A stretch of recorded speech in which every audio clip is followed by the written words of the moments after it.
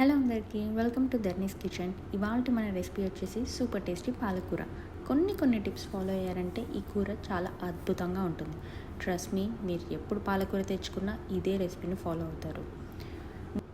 ముందుగా 2 కట్టల వరకు పాలకూరని సన్నగా కట్ చేసి వాష్ చేసి పక్కన పెట్టుకోవాలి. ఆ తర్వాత ఒక ప్యాన్లో ఆయిల్ వేసి తాలింపు గింజలు యాడ్ చేసుకుందాం. తాలింపు గింజలు బాగా వేగాక కరివేపాకును యాడ్ చేసుకుందాం. ఆ తర్వాత పచ్చిమిర్చి ఇంకా ఆనియన్స్ని యాడ్ చేసుకుందాం.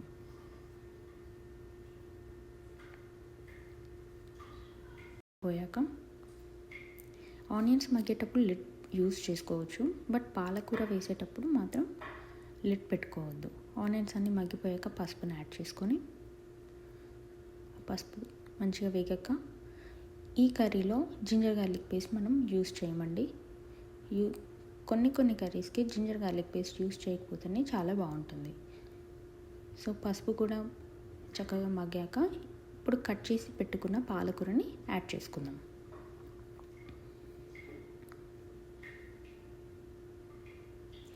కొద్దిగా యాడ్ చేసుకోవాలండి, ఎందుకంటే వాష్ చేసి పెట్టుకున్నప్పుడు వాటర్ ఉంటాయి కదా.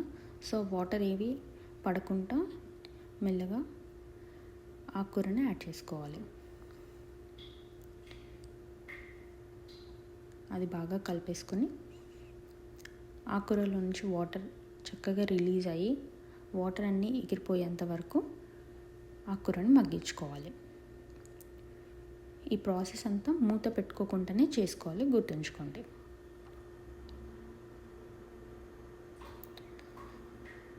స్టవ్ని లో టు మీడియం ఫ్లేమ్లో పెట్టుకొని మగ్గించుకోవాలి. మాడిపోకుండా అప్పుడప్పుడు కలుపుతూ చేయాలి. ఇక్కడ మీరు చూసినట్టయితే వాటర్ అన్నీ చక్కగా రిలీజ్ అవుతున్నాయి.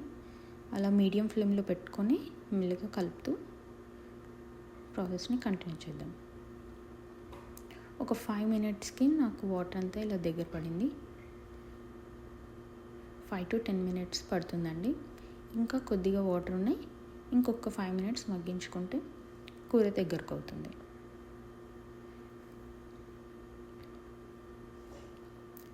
ఇప్పుడు వాటర్ అన్నీ ఎగిరిపోయాయి. ఇప్పుడు మనం మన టేస్ట్కి తగ్గట్టు ఉప్పుని కారాన్ని యాడ్ చేసుకుందాం. ఇక్కడ నేను యూజ్ చేసేది చిన్న స్పూన్ కాబట్టి 2 టేబుల్ స్పూన్స్ వరకు కారాన్ని, 2 టేబుల్ స్పూన్స్ వరకు సాల్ట్ని యాడ్ చేసుకుంటున్నాను. సో మీ టేస్ట్కి తగ్గట్టు మీరు యాడ్ చేసుకోవచ్చు. ఉప్పు కారం వేసాక కలిసేంత వరకు చక్కగా కలుపుకొని ఇప్పుడు స్టవ్ని లో ఫ్లేమ్లో పెట్టుకోవాలి. లో ఫ్లేమ్లో ఒక 10 మినిట్స్ మగ్గించుకున్నారంటే కూర రెడీ అవుతుంది. సో దీన్ని చక్కగా కలుపుకొని లో ఫ్లేమ్లో మగ్గించుకోవాలి. ఇప్పుడు ఒక 10 మినిట్స్కి చక్కగా మగ్గిపోయింది. ఆయిల్ అంతా రిలీజ్ అవుతుంది చూడండి. ఎప్పుడైనా కర్రీ ఆయిల్ రిలీజ్ అయ్యాకే స్టవ్ కట్టేసుకోవాలి.